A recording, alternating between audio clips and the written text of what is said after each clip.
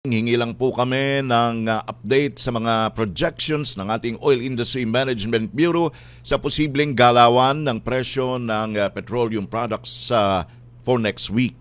Director Abad, sir. May inaasahan no tayong increase, no?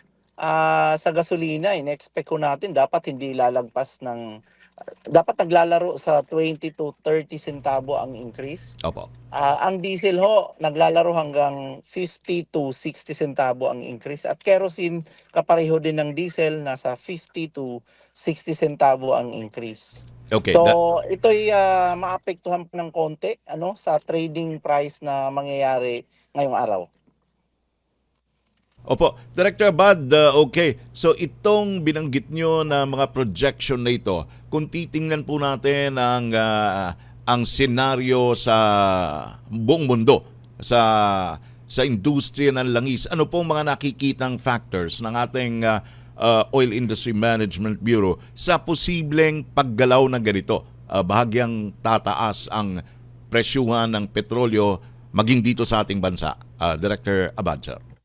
Well, walang major factor ang nakikita sa mga reports. Kaya stable ho ang naging increase ng naging movement for this week. Kaya maliit lang ho at ang ibabaw nga lang ang pag-i-increase, no. Pero very stable yung galaw ng prices for the past 4 days. Ang nakikita ko dito sa mga report, number one, yung inaasahan na pag-i-end nung summer driving season sa US.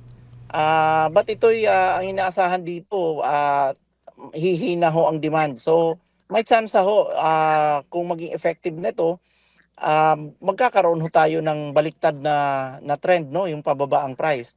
Pero for now, meron ho kasing threat na ang US papatawan ng malaking tax ang tariff ang India dahil na dun sa sinasaway na ho nila yung Indian, tigilan na yung pagkukuha ng Russian oil. But ito ay padating pa lang. So hindi ho talaga klaro kung ito'y nakaapekto pa. Sentiment-wise, baka nakaapekto. Pero actual na supply disruption, wala pa ho eh. So itong dalawang factor, no, meron ding isang latest, no, na ang factor ay yung ongoing, despite yung effort ng US administration na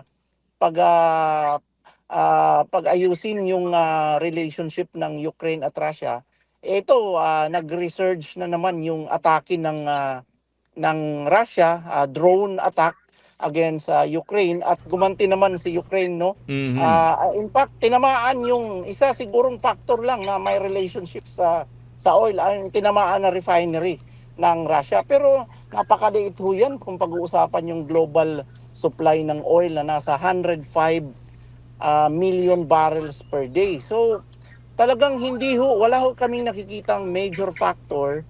Ito'y simply galawan lang ho talaga ito ng normal trading ng buy and sell ng international market.